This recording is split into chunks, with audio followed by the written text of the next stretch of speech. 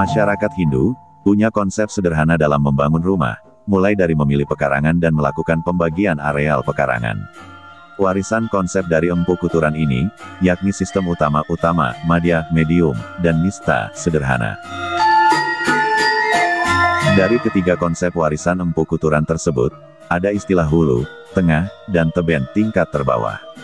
Oleh karena itu, selain membagi karang menjadi 4 bagian, ada juga yang membagi areal pekarangan menjadi 9. Dari Utamaning Utama hingga Nistaning Nista. Namun, oleh Pinandita Pasek, hal itu disederhanakan menjadi 4, yakni Sri, Aji, Kala, dan Rudra. Oleh karena itu, dalam pembangunan, masyarakat Hindu di Bali biasanya membuat konsep hulu terlebih dahulu, yakni merajan atau merajan.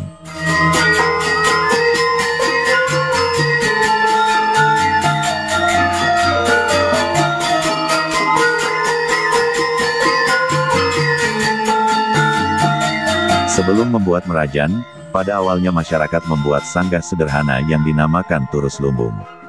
Sanggah turus lumbung adalah sanggah yang terbuat dari pohon atau taru dapdap. Pohon dapdap disebut dengan taru sakti oleh masyarakat Bali, karena kaya akan khasiat dan mudah tumbuh di berbagai kondisi tanah. Turus lumbung bentuknya sangat sederhana, yakni tiangnya menggunakan kayu dapdap. Tiang tersebut kemudian disambungkan menggunakan kayu atau bambu, sehingga bisa digunakan untuk meletakkan banten atau sesajen.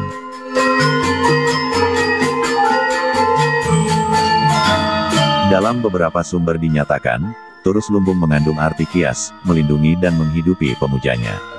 Turus yang dimaksud adalah pohon dapdap dan lumbungnya adalah tempat meletakkan sesajen.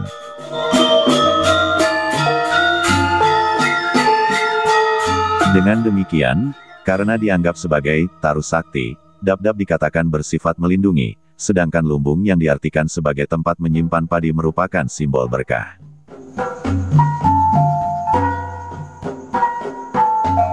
Mengenai batas usia penggunaan turus lumbung tersebut, belum ada sumber yang pasti, oleh karena itu, berbagai versi pendapat pun timbul, ada yang mengatakan 6 bulan, 3 tahun, atau bahkan sampai dengan si empunya rumah mampu mapan secara ekonomi.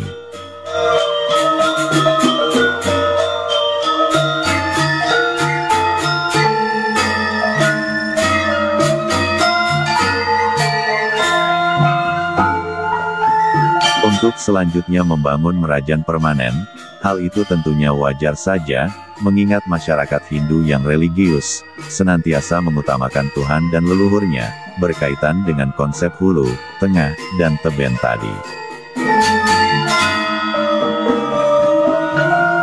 Oleh karena itu, saat kubu atau pondok telah bisa dibangun rumah, maka turus lumbung dibangun menjadi merajan.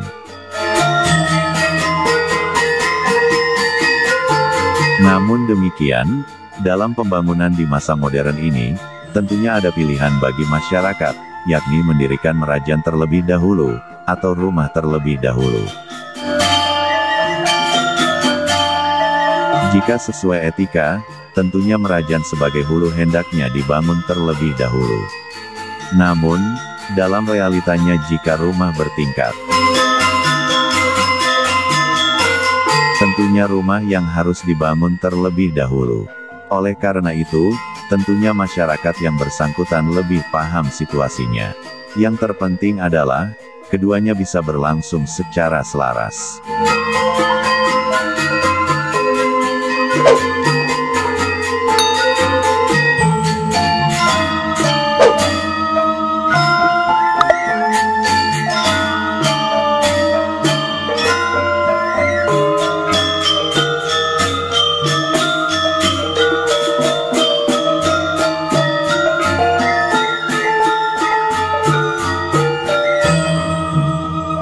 Pada pembahasan ini yang terlebih dahulu disampaikan adalah merajan.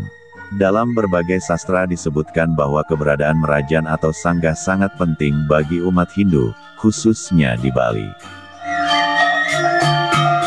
Hal ini terkait penstanaan dari Tuhan, dewa-dewa, atau roh leluhur Pitara.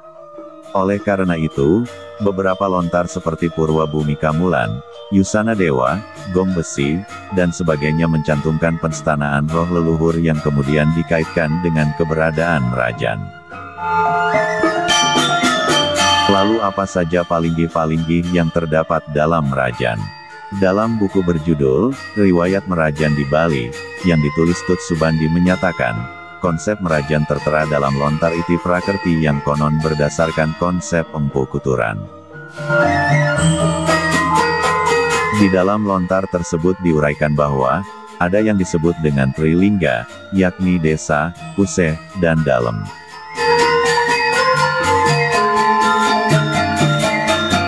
Selanjutnya, ada 4 jenis Merajan beserta jumlah palinggihnya. Pertama, disebut dengan Trilingga, palinggihnya terdiri dari Kemulan, Taksu, dan Tugu atau Penunggun Karang.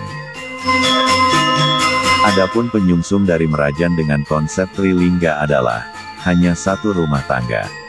Ada pula yang menyebutkan bahwa Merajan ini juga disebut Paibon.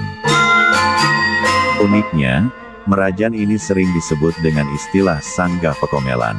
Pekomelan berasal dari kata kotor. Namun, menurut Pinandita, sesungguhnya yang benar adalah Sanggah Pakamulan.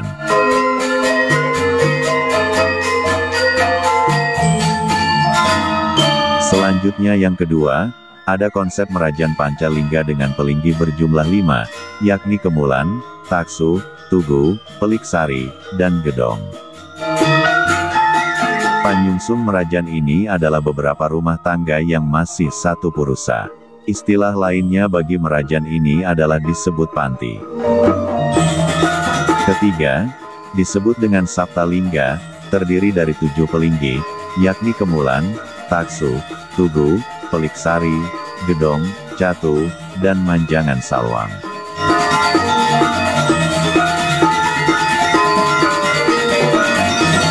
Merajan ini disebut Dadya, yang disumsum oleh penyumsum beberapa Panti dan Paibon. Terakhir, disebut dengan Ekadasa Papeking Dewata, terdiri dari 11 pelinggih, yakni Kemulan, Taksu, Tugu, Peliksari, Gedong, Catu, Manjangan Salwang, Pasaren, Limassari, Lirah, dan Padma, disebut dengan Dadya Agung.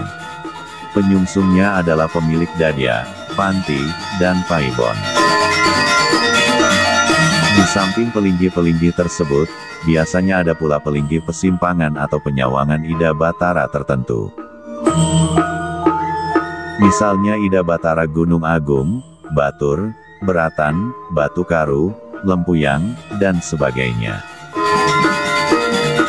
Menurut Ketut Subandi, pendirian Pasimpangan tersebut karena kendala perbedaan wilayah di Bali pada masa itu, yang tidak menutup kemungkinan berselisih. Oleh karena itu, masyarakat membuat Pasimpangan untuk tetap bisa melakukan pemujaan. Namun, tidak menutup kemungkinan pula, Pasimpangan dibangun karena kendala jarak pada zaman dahulu. Kembali ke Merajan untuk satu rumah tangga, yang disebut dengan Sanggah Pakamulan. Kamulan berasal dari kata mula yang berarti asal. Di dalam Kamulan, ada 3 pelinggih pokok, yakni Kemulan berupa Rom 3, Taksu, dan Tugu atau Panunggun Karang.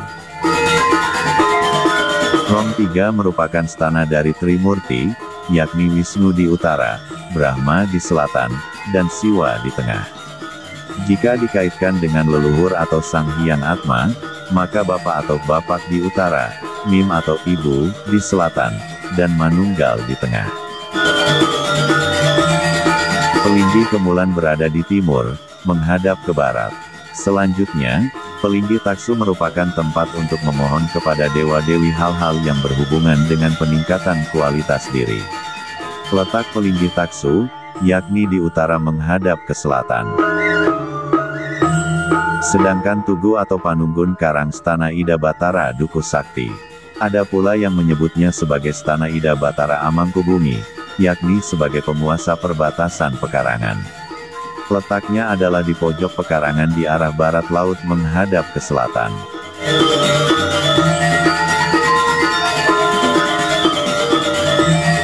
Masyarakat Hindu punya konsep sederhana dalam membangun rumah, mulai dari memilih pekarangan, dan melakukan pembagian areal pekarangan.